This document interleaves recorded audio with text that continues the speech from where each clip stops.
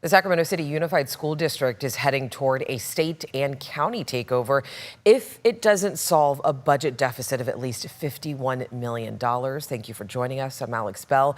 District leaders saying the solution will be painful. I want to bring in ABC's Becca Hotbegger, who is joining us live in studio with continuing coverage of this story. Becca, what does this really mean for students? Well, district leaders say they're doing everything they can to minimize impact to student learning.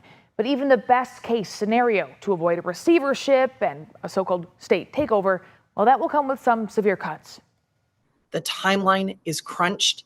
The decisions will be hard. But that doesn't mean we aren't up for this together. Tara Jean is president of the Sacramento City Unified School District Board of Trustees.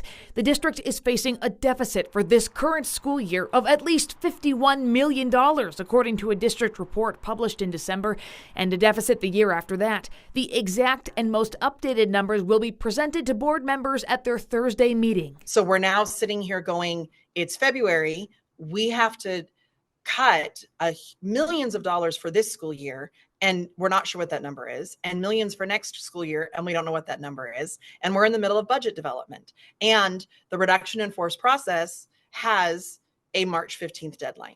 So the frustration and the urgency is incredibly palpable right now, I think, for everybody involved. Urgency because if the district doesn't find ways to close their budget gap by the end of June and runs out of cash, it will need an emergency loan from the state, authorized by the legislature, and then the district will go into receivership. That's something only 10 districts have done in the past 35 years, according to the California Department of Education. The Sacramento County Office of Education, SCUSD, would handle that receivership. Currently, SCUSD is already helping Sac City Unified try and avoid becoming insolvent by providing hands-on financial advising. The specific cuts aren't yet clear, but will include reassignments, furloughs, and spending freezes. Jean says trustees need the latest numbers. Our number one goal is to keep cuts away from the classroom and students' learning environments as much as possible. I have a feeling it's going to be very, very difficult because right now, the unrestricted part of our budget is 90+% in personnel, which means if you're going to make cuts, personnel are going to get hit. Dave Gordon, superintendent of SCUSD, wasn't available for an on-camera interview, but told me that closing schools is not likely to happen since the disruption to students is huge and the savings aren't that much.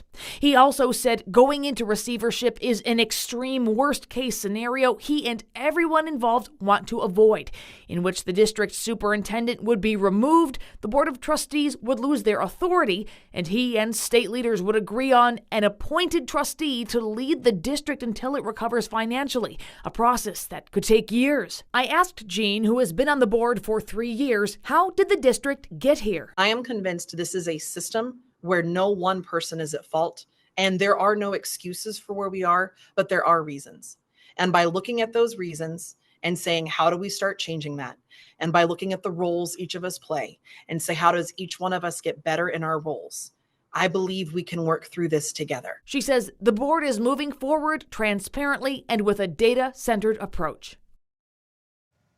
The district told me today in an email, in part, this coming Thursday, staff will provide the board with an update on implementing the fiscal solvency plan, and we expect to show significant progress toward closing the deficit. ABC 10 will continue following this.